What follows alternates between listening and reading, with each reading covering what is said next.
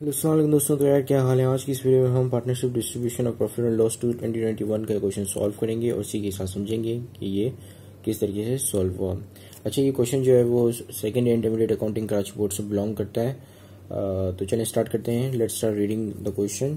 कासिर and Abbas formed a partnership on January 1st 2020। ठीक है, कासिर और अब्बास जो कि दो बंदे हैं और उन्होंने एक पार्टनरशिप फॉर्म की मतलब बनाई जनवरी 1st 2020 में। ठीक है, with capital of rupees 1,50,000 and 1,80,000। ठीक है, सो कासिर का जो कैपिटल था वो 1,50,000 था और अब्बास का जो कैपिटल था वो 1,80,000 था respectively. And agree to share profit loss as follows. ठीक है, और वो लोगों ने ये एग्री किया कि हम प्रॉफिट लॉस जो है वो इस तरीके से शेयर करेंगे। ठीक है, तो each partner will receive interest. अच्छा, ये बेसिकली पार्टनरशिप डीड्स होती हैं, यानी कि जब पार्टनरशिप फॉर्म होती है तो वो लोग कुछ डीड्स रख लेते हैं कि भाई इतनी सैलरी मिलेगी, इतना कमीशन मिलेगा हर पार्टनर को, या इतना बोनस जो है इस पार्टनर के या एक पर्टिकुलर पार्टनर को दिया जाएगा। ठीक है, तो उस डीड्स में हर चीज मेंशन होती है, तो ये डीड है। ठीक है, so each partner will receive interest on beginning capital 10%। ठीक है, हर पार्टनर को जो उनकी कैपिटल अकाउंट्स हैं जैसे कि 1,50,000 और 1,80,000, इनके ऊपर 10% क्या मिलेगा, बिगिनिंग इंटरेस्ट। ठीक है, इंटरेस्ट दैट इज सूद। ठीक है, इसको बेसिकली रिबा भी बोलते हैं। ठीक है, सो दूसरा है Kasir will be paid salary of rupees 60,000 annually. ठीक है, एनुअली यानी कि ईयरली, यानी कि साल में एक दफा।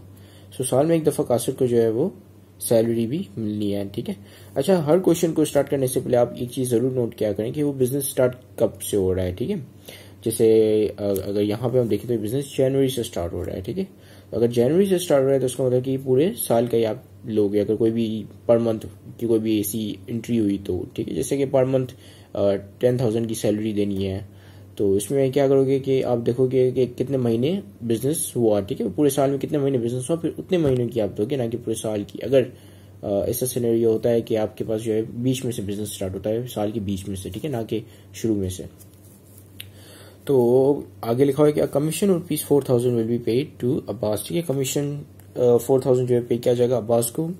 The remaining if any shall be divided equally. ठीक है, अगर कोई भी प्रॉफिट या लॉस या उसकी इन सब चीजों के बाद मतलब जो भी चीजें दे दिया प्रॉफिट में से, सैलरी भी दे दी, कमीशन दे दिया, बाकी जो बचा कुछ जो भी बैलेंस होगा या जो भी पैसे बच गए होंगे वो इन दोनों पार्टनर्स में इक्वली डिवाइड होंगे। अब यहाँ पे रिक्वायरमेंट में क्या लिखे, prepare an income distribution summary assuming that the firm earned net income of rupees 1,20,000. ठीक है, and closes its book on December 31st each। अब देखो क्या है, December 31st और January 1st। ठीक है, तो मतलब कि पूरे 12 महीने पूरे साल का बिजनेस हुआ। ठीक है, तो उसमें आपने टेंशन लेने की कोई जरूरत नहीं है, अदरवाइज आपने चीज जरूर देखनी होती है। काफी सारे स्टूडेंट्स का जो है क्वेश्चन गलत हो जाते हैं क्योंकि वो लोग ये चीज नोट नहीं करते कि बिजनेस पूरा साल चला है या कुछ 6 महीने चला, 7 महीने चला, ये नहीं देख रहे होते वो लोग, वो बस 12 से मल्टीप्लाई कर देते हैं जो भी पर मंथ वाली एंट्री होती है। तो ये आपने जो है जरूर नोट करना है कोई भी क्वेश्चन पढ़ने से पहले कि बिजनेस शुरू कब हुआ है और खत्म कब हुआ है। ठीक है, तो आपको पीरियड पता हो कि कितने महीने का बिजनेस है। ठीक है, तो आगे आपके पास जो है 1,20,000 की सैलरी है। ठीक है, अच्छा, अब इसको बनाने का फॉर्मेट कुछ ये होता है, इनकम डिस्ट्रीब्यूशन समरी, फिर आपने जो है यहाँ पे डेट लिख ली, मतलब जिस तारीख को आप मतलब जो पीरियड हुआ। ठीक है, जो जिस पीरियड को आप ये बना रहे हो। ठीक है, जैसे इस सिचुएशन में हम 31 दिसंबर 2020 की बना रहे हैं इनकम डिस्ट्रीब्यूशन समरी। और यहाँ पे आपके आएंगे नरेटिव्स, जैसे अगर आपने सैलरी किसी पार्टनर को दी तो salary to partner A for example. ठीक है, अच्छा, फिर यहाँ पे जो आप नेट इनकम रिकॉर्ड करते हो ये दोनों के अकाउंट से समझें। ठीक है, ये दोनों के अकाउंट सब जो भी इनको मिलता है, जैसे सैलरी हो गया, कमीशन हो गया, कुछ भी, वो इस इनकम से निकल के मिलेगा। ठीक है, जैसे सैलरी गई अब्बास को तो इनकम से निकल के जाएगी, कमीशन गया कासिर को तो इनकम से निकल के जाएगा, और फिर वही चीज आप जो है इनकम से लेस करते जाओगे। ठीक है, तो इस तरीके से ये काम करता है। ठीक है, और कोई ऐसी चीज जैसे लॉस हुआ, यहाँ पे लॉस आ रहा है तो लॉस जो इसके अंदर डिस्ट्रीब्यूट होगा तो वो पॉजिटिव में यहाँ पे लिखोगे, और मतलब यहाँ पे नेगेटिव में लिखोगे, जैसे यहाँ पे लॉस और ये डिस्ट्रीब्यूट आ रहे, लॉस आ रहे दोनों के पास, तो लॉस जो है वो दोनों के पास जाएगा नेगेटिव अमाउंट में, और यहाँ पे एक पॉजिटिव बैलेंस आएगा, और एंड में जाके आपका बैलेंस जो है वो 0 हो जाना चाहिए। ठीक है, तो ये क्वेश्चन जो है आपको इस तरीके से सॉल्व हो जाता है। तो चलिए स्टार्ट करते हैं इस क्वेश्चन को करना। तो सबसे पहले आपके पास आएगा each partner will receive interest on beginning Capitals 10%, ठीक है। तो बिगिनिंग कैपिटल के ऊपर जो हम पहले इंटरेस्ट कैलकुलेट कर लेते हैं। सो let me just get my calculator. तो ये आ गया आपका कैलकुलेटर, ठीक है।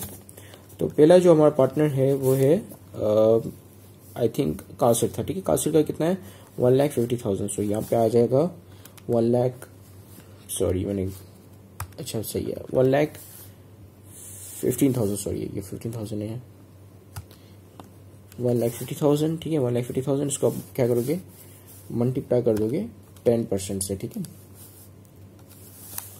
तो कितना हो गया 1,50,000 multiply by 10% is equal to, और ये आपके पास आ गया 15,000। So 15,000 is your is the interest that has to be paid to Kasir. So Kasir को हमने जो 15,000 देना है। और चलें इसका भी हम कंप्यूट कर लेते हैं अब्बास का। तो ये आपके पास आ जाएंगे 1,80,000, राइट।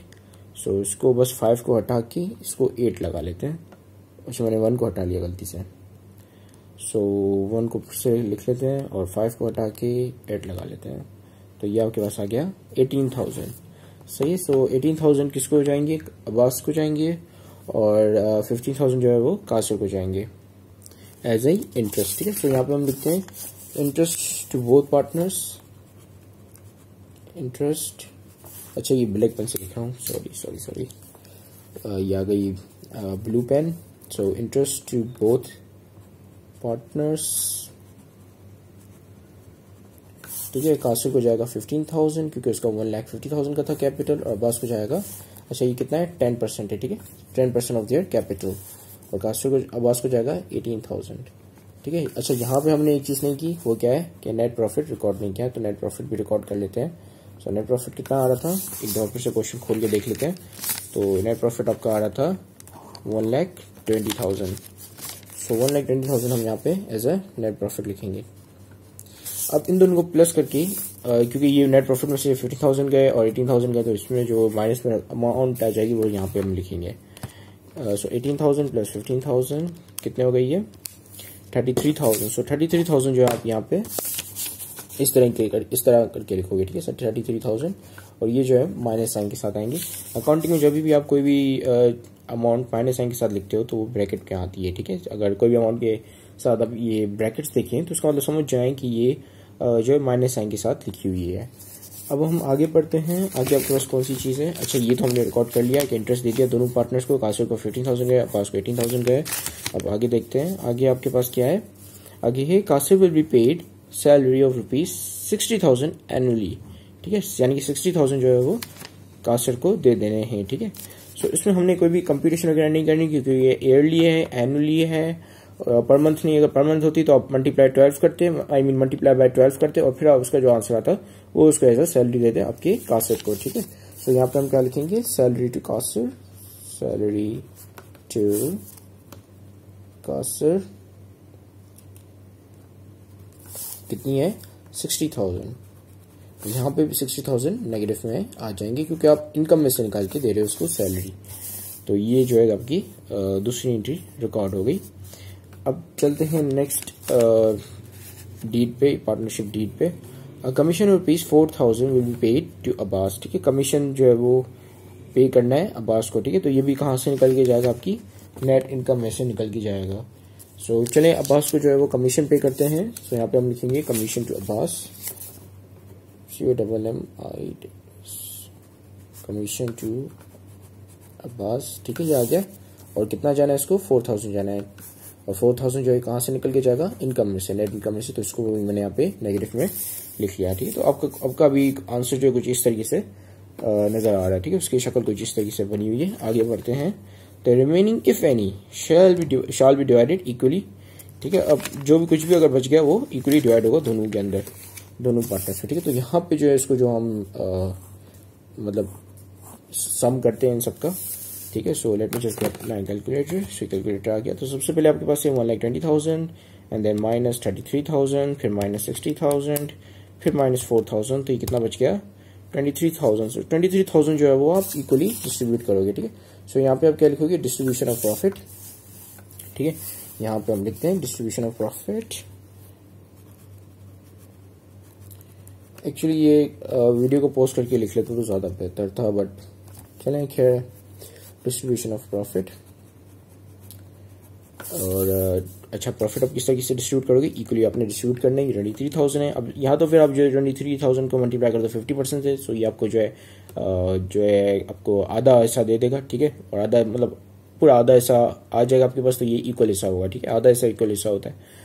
और या तो फिर आप इसको डिवाइड कर दो 2 से, क्योंकि 2 पार्टनर्स पे तकसीम करना है, तो ऑब्वियसली इसको डिवाइड करेंगे 2 से, तो आपके पास 2 बराबर के हिस्से आ जाएंगे, ठीक है। सो यहाँ पे आपके पास यहाँ पे हम लिखते हैं 23,000, इसको मल्टीप्लाई इसको डिवाइड कर देते हैं 2 से, तो कितने एक हिस्सा कितने का बन रहा है 11,500। इक्वल हिस्से देने, तो इसका मतलब कि हमने कोई रेशियो की कोई कंप्यूटेशन वगैरह नहीं करनी है, तो डायरेक्ट जो 11,500 हिस्से रहता है दोनों जगहों पे। 11,500 इसको गए, 11,500 इसको गया, ठीक है। और यहाँ पे टोटल कितना आ जाएगा 23,000 नेगेटिव में, क्योंकि ये बांट लिया, ठीक है। इन दोनों में 23,000 थे, वो बट गए, और यहाँ पे जो है 23 नेगेटिव बैलेंस आ गया, क्योंकि 23,000 जो है यहाँ से निकल के यहाँ चला गया, ठीक है। तो यहाँ पे इसको जो फिर से अगर हम कंप्लीट करें तो 0 बचेगा, नील बचेगा, और नील बट्टे सन्नाटा, खत्म, कुछ भी नहीं बचा। नेट प्रॉफिट पूरा पूरा डिस्ट्रीब्यूट हो गया, ठीक है। इनकम डिस्ट्रीब्यूशन समरी बना रहे थे, और इनकम डिस्ट्रीब्यूट हो चुकी है। अब हम यहाँ पे टोटल करेंगे इन सबका, और देखेंगे कि किस पार्टनर को कितना पैसा मिला, ठीक है। सो टोटल, और यहाँ पे हम इसको कैलकुलेटर की हेल्प से टोटल करते हैं। 15,000 प्लस 60,000, पहले हम कासर के कर रहे हैं, प्लस 11.5 दैट इज 11,000, ठीक है। 15,000 60,000 प्लस 11,500, तो टोटल कितना बना, ये टोटल बन रहा है 86,500। So 86,500 is the total that Kasir gets, ठीक है। तो कासर को जो है टोटल कितना मिला 86,500, ठीक है। ये इतना हिस्सा जो है अपने कैपिटल के अंदर ले जाएगा या अपने करंट अकाउंट में। अब जो है अब्बास का सीधा इसे कैलकुलेट कर लेते हैं। 18,000 प्लस 4,000 प्लस 11,500, तो ये कितना बन रहा है इसका 33,500। सो 33,500 यहाँ पे हम लिख लेते हैं 33,500। अच्छा, अब आपका जो भी यहाँ पे आंसर आएगा माइनस में या प्लस में, उसको आप सम करोगे तो आपकी अमाउंट जो बराबर 1,20,000 तक की होनी चाहिए, ठीक है। तो इसको हम सम करके देखते हैं। 86,500 प्लस 33,500, तो कितना आ रहा है आपके पास 1,20,000, ठीक है। तो इससे जो आप ये वेरीफाई कर सकते हो कि आपने ये क्वेश्चन सही सॉल्व किया है या गलत सॉल्व किया है। और इसी के साथ ये कंप्लीट होती है video. Thank you very much for watching this video. Have a great day and Allah हाफिज़। वैसे रिक्वायरमेंट में ये नहीं है कि जनरल एंट्री बनाओ, तो जो हम ऑब्वियसली नहीं बना रहे, ठीक है। तो ओके देन, अल्लाह हाफिज़।